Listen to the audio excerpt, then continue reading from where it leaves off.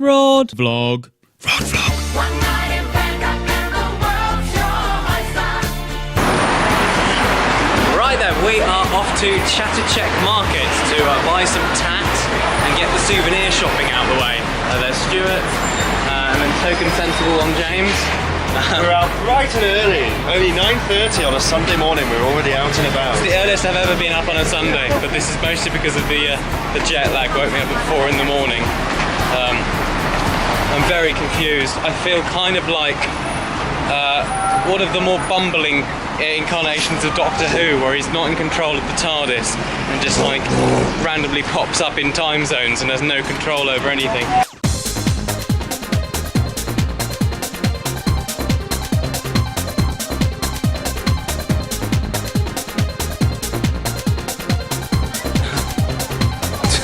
Totally legitimate watches,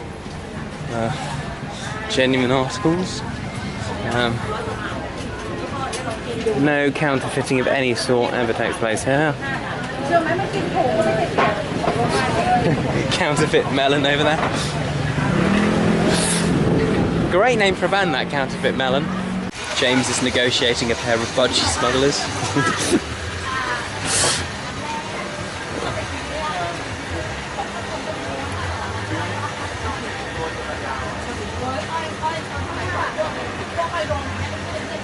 Did you know there is no phrase in the Thai language that means bedtime, I think?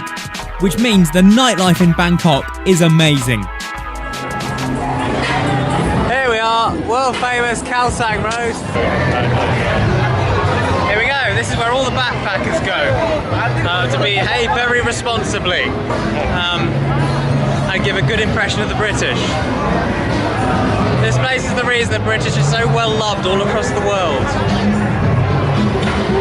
The British are also well known for their sarcasm. It's basically like a giant student union spread across a massive street that also serves noodles.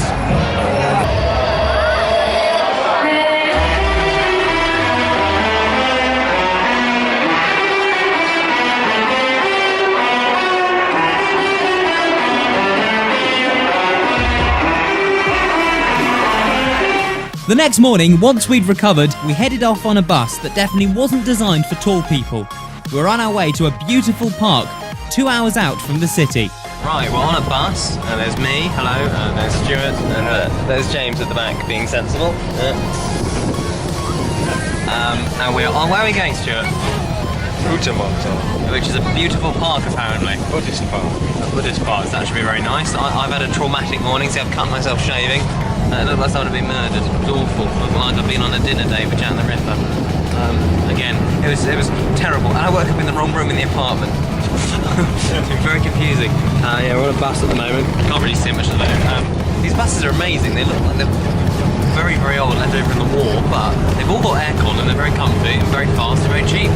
Take note, Reading buses and London buses.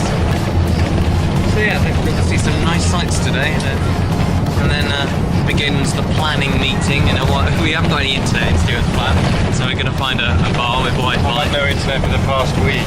Don't get him started. And then we are incompetent. This is just the part of the vlog where we slag off companies we don't like, TFL. Yeah, then the planning meeting will begin. We've still got some things to sort out. Indonesia has become immeasurably complicated. We need to book accommodation in Bali. We need to find how we're getting to to and from a few places. So yeah, we'll catch up with that later on. We have an excuse to drink beer. Because Yes. we have to go to a bar to get Wi-Fi tonight to do our planning. When have we ever? Therefore, we get to drink beer again. When have we ever needed an excuse to do that?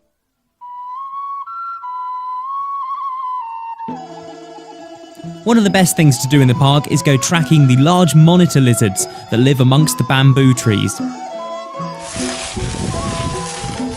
We're still in the park, and we're tracking a wild Stuart and a James through the bamboo forest. Oh crikey. I've already fallen over like 3 times today.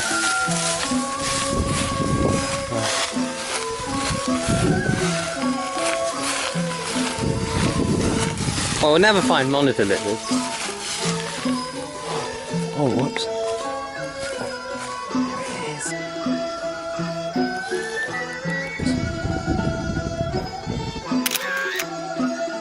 After a day of walking, it was back to Stuart's to cool off. Here I am at Thailand's most exciting water park. Follow me.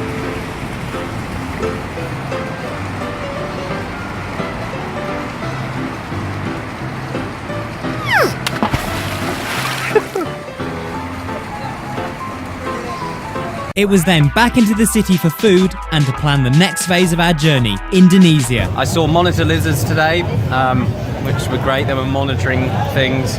That wasn't worth saying. Went to a beautiful temple today in the middle of the park.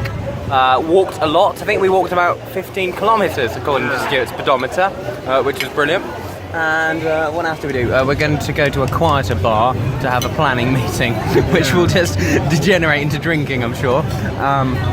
Then we're heading...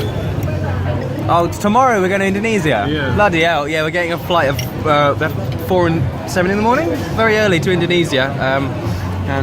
Part of the trip is planned, part of it is a total mystery. That's what I've been up to.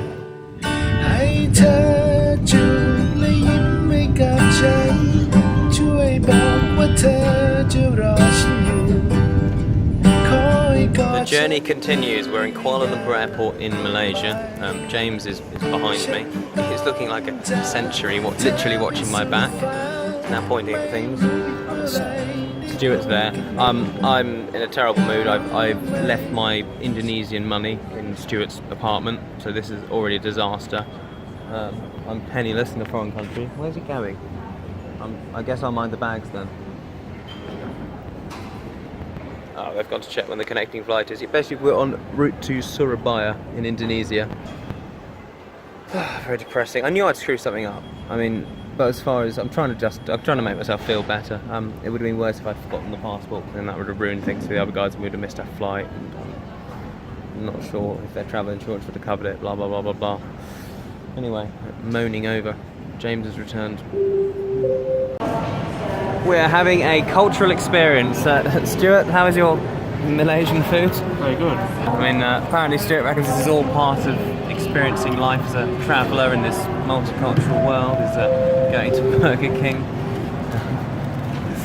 I can't believe... I think it should be a very small add-on into your holiday when you're trying out the food. You want to try most of their proper food, obviously.